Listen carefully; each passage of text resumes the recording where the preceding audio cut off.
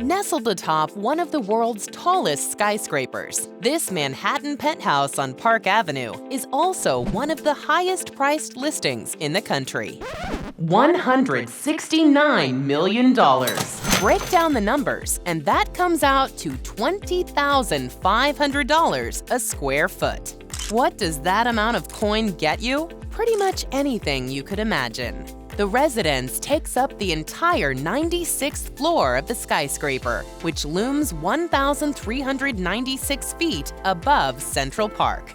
The 8,255 square foot abode has been redone and is filled with Fendi, Bentley, and Hermes furniture, as well as a curated art collection, according to the listing.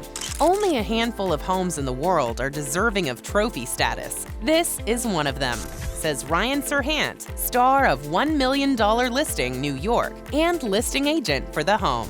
The floor plan features 6 bedrooms, 7 full bathrooms, 2 powder rooms, and a library.